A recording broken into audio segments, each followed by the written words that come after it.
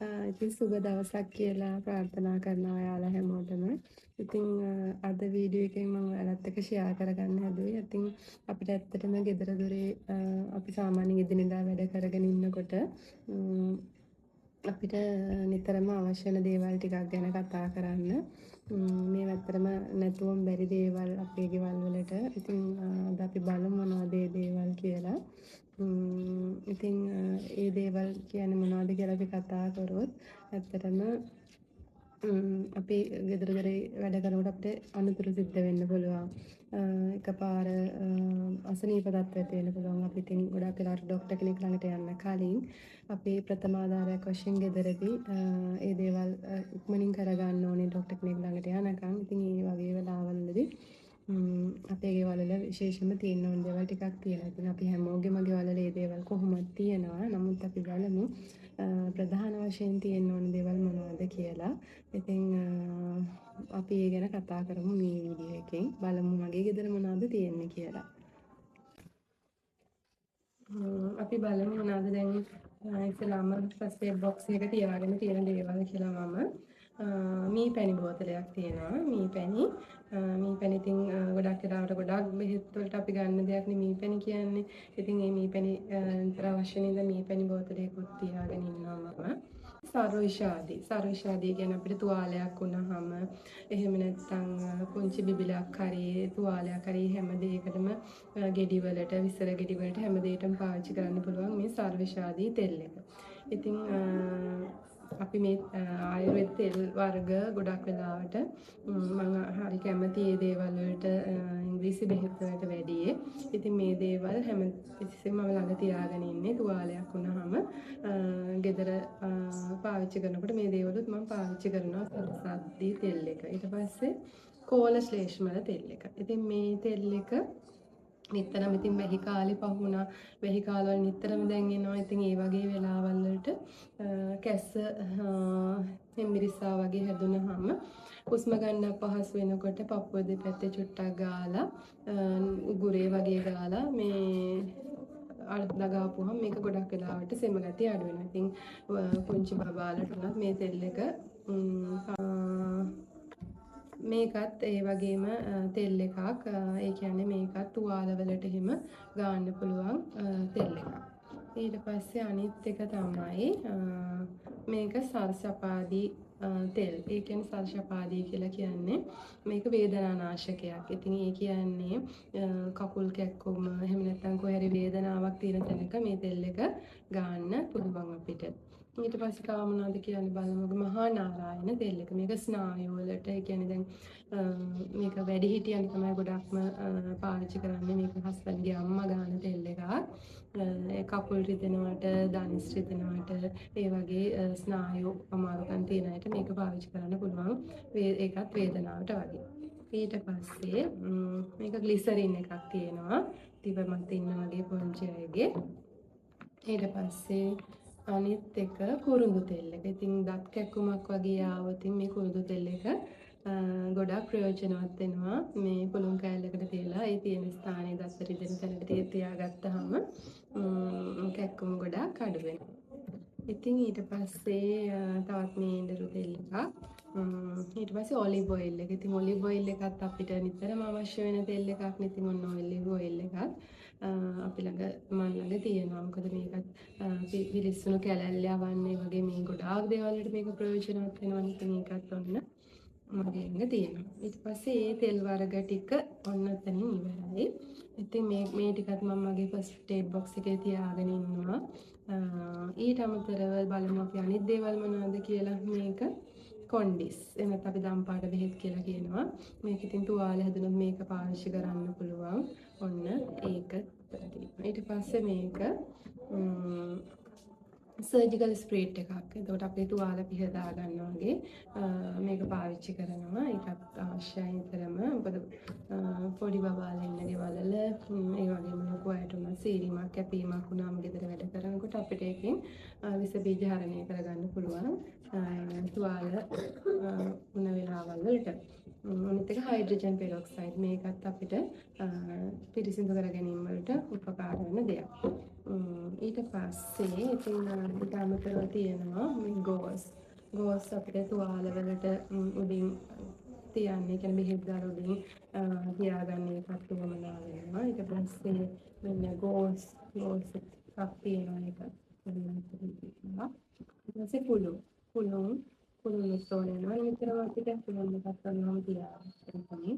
ඒ වගේ මේ මවුත් වොෂ් එකක්. ඉතින් මවුත් වොෂ් එකකින් දවස ගානෙම නොවුනත් සතියකට දෙකක් සැරයක් හරි මවුත් වොෂ් එකකින් අපේ කට පිරිසිදු කරගන්න එක ගොඩක් හොඳ හින්දා මම ඒකත් මගේ ෆස්ට් එයිඩ් බොක්ස් එකේ තියාගෙන ඉන්නවා. ඊට පස්සේ ඕඩිග්ලාම් ඉතින් ඊට පස්සේ මේ බෙල්සිඩ් සිරප් එක මේකත් ඉතින් ගොඩක් වෙලාවට ગેස්ට්‍රයිටිස් වගේ තියෙන වෙලාවල් වලට ගන්නයි තියාගෙන ඉන්නේ. මේකේ ගොඩක් මාර කූල් එකක් දැනෙනවා බිව්වම ඉක්මනින්ම ગેස්ට්‍රයිටිස් අඩු වෙලා යනවා. ඒ නිසා ඒකත් තියාගෙන ඉන්නවා නිතරම අපේ ගෙදර අයට ગેස්ට්‍රයිටිස් හැදෙන එක වැඩි ටිකක්. මොකද හස්බන්ඩ්ට එහෙම ගොඩක් තියෙනවා ગેස්ට්‍රයිටිස්. ඉතින් එයාට උනේ නිසා මම ඒක තියාගෙන ඉන්නවා. ඊට පස්සේ මේක ප්ලාස්ටරෝල් එකක් තියෙනවා. ඉතින් තුවාලයකට බෙහෙත් දාන්න ඕන වුණොත් එහෙම ඔන්න ඒක තියෙනවා. ඊට පස්සේ ඩයික්ලෝලැබ් ජෙල් එක මේ කකුලේ විදෙන වෙලාවල් වලට ගන්න මේ ජෙල් එකක් තියාගෙන ඉන්නවා. මේ තියෙන්නේ රත් හඳුන් කෑල්ලක්. ඉතින් රත් හඳුන් කෑල්ලක් කියන්නේ ගොඩාක් කල මේ දුවල පුංචි කාලේ ඉඳලා ඉඳන් තියාගෙන ඉන්න කියලා දැන් මෙච්චරයි තියෙන්නේ. ඉතින් මේක දන්නවනේ ඔයාලා කොච්චර ප්‍රයෝජනවත්ද කියලා. ඉතින් මොකක් හරි විසක් ආවම මිදවීමක් ආවම පුංචි සතෙක් කෑ වුණත් පත්තෑයෙක් වගේ ඔය වගේ පුංචි සත්තු නිතරම දෂ්ට කරොත් හපා කෑවොත් මේක අපි දෙහි ඇඹුලෙන් අඹරලා ගන්න පුළුවන් ඒ ස්ථානයේ දිමිච්ච ස්ථානයේ. ඉතින් ඒක ගොඩක් වටිනවා මේක. ඊට පස්සේ මේ තියෙන්නේ ක්‍රීම් රාජ කරල්. මේකත් ඇත්තටම ගොඩාක් මට නම් ප්‍රයෝජනවත් දෙයක්. ඒ මොකද ගොඩාක් අර ලූස් මෝෂන් වගේ ආපු වෙලාවට නවත්තන්න බැරි වුණාම එතකොට සූදුරු බැදලා කබලේ බැදලා වක් කරලා බොනවා. ඊට පස්සේ කෝපි බොනවා. ඊට අමතරව එතකොට මේ ක්‍රීම් රාජ කරල් දෙකක් හරි තුනක් හරි කුඩු කරලා දෙහි ඇඹුලෙන් බිව්වහම පොඩි වෙලාවක් ඇතුළත ඒ කියන්නේ විනාඩි 10ක් 15ක් යනකොටම සෑහෙන්න බඩ රිදෙන එක ඒ වගේම කැක්කුම ලූස් මෝෂන් ගතිය ඔක්කොම අඩු වෙලා යනවා මේ ක්‍රීම් රාජ කරල් වලට. මේකත් අපේ ගෙදර නැතුවම බැරි එකක් හදිසි අවශ්‍යතාවයකට ඒ වගේ වුණාම ඉතින් කාගේ ගෙදරක් තියෙන මේ සිද්ධාලේප් එකක් තියෙනවා. ඊට පස්සේ ඊළඟට තියෙනවා අයඩෙක්ස් බාම් එක තියෙනවා. ඊට පස්සේ අයඩෙක්ස් එකේ වර්ග දෙකක් තියෙනවානේ. එකක් ඔළුව කැක්කුමට අනිත් එක රිදෙනේවට ගන්න එක. ඒ දෙකම තියෙනවා. ඊළඟට වික්ස් බාම් එකක් තියෙනවා.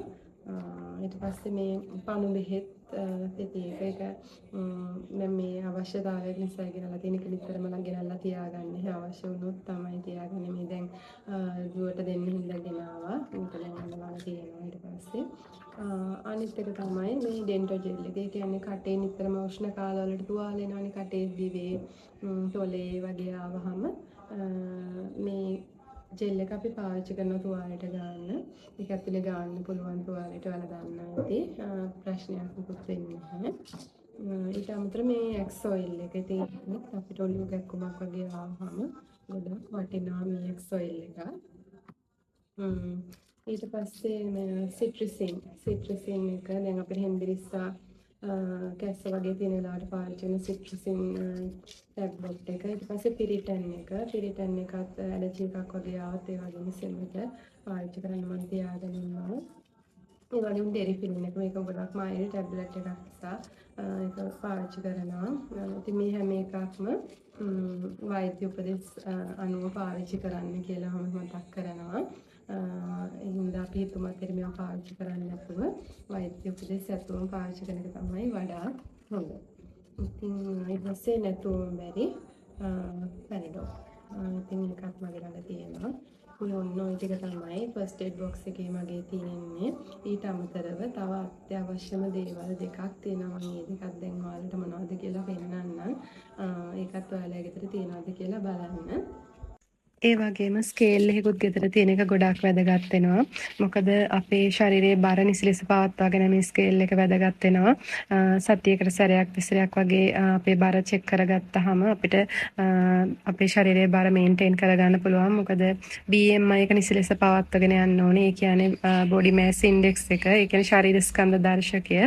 ශරීරයේ බර වැඩි වුණොත් නොයෙකුත් ලෙඩ රෝග වලට අපිට මුහුණ දෙන්න සිද්ධ වෙනවා. ඉතින් ඒ නිසා අපේ බර නිතරම චෙක් කරගන්න එක ගොඩක් වැදගත් වෙනවා. ඒ වගේම මේ ප්‍රෙෂර් මීටර් එක ඊට කලින් මම පෙන්නුවේ උණ කටුව. ඉතින් උණ කටුවකුත් අපිට ගෙදර අනිවාර්යෙන් තියෙන්න ඕනේ දෙයක්. මේ ප්‍රෙෂර් මීටර් එක අපි ගන්න හේතුව තමයි හස්බන්ඩ්ගේ අම්මා මේ ඉන්නේ.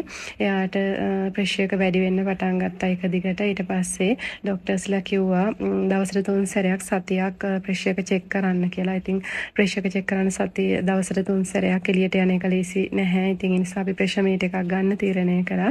ඉතින් ඇත්තට මේක ලොකු උදව්වක් වුණා. මොකද ප්‍රෙෂර් එක ගෙදර ඉඳගෙනම චෙක් කරගන්න පුළුවන් වුණා. ඉතින් ඇත්ත මේ ප්‍රෙෂර් මීටර් එකක් තියෙන එකේ වැදගත්කම තමයි අපි කාට වුණත් ප්‍රෙෂර් එක වැඩි වෙනවා කියලා කියන්නේ ඒක ගොඩක් රෝගවලට හේතුවක් වෙනවා. ඉතින් ඒ නිසා අපිට පුළුවන් වෙලාවට අපි ප්‍රෙෂර් එක චෙක් කරගෙන ඒක වැඩි වෙලා තිබුණොත් ඉතින් අපිට ડોක්ටර් කෙනෙක් ළඟට යන්න පුළුවන්. අපි ડોක්ටර්ස්ලා නොවේ වුණාට අපිට යම්කිසි දල අවබෝධයක් ගන්න පුළුවන් ප්‍රෙෂර් එක වැඩි වෙලා නම් ඒ කියන්නේ යම්කිසි රෝගයකට අතවැනීමක් මේක. ඒ නිසා අපිට ડોක්ටර් කෙනෙක්ට විස්තරේ කියලා අපිට චෙක් කරගන්න පුළුවන් මොන හරි රෝගයක් තියෙනවද කියන එක. ඉතින් අවදානින් ඉන්න පුළුවන් අපිට ප්‍රෙෂර් මීටර් එකක් තියෙන එකෙන්. ඉතින් ඔයාලගේ ගෙදරත් මේ වගේ දේවල් තියෙනවා නම් ගොඩක් හොඳයි කියලා මම විශ්වාස කරනවා. ඉතින් මේ වීඩියෝ එක ඔයාලට ගොඩක් වැදගත් කියලා හිතෙනවා නම් කමෙන්ට් එකක් දාන්න, ලයික් එකක් දාන්න.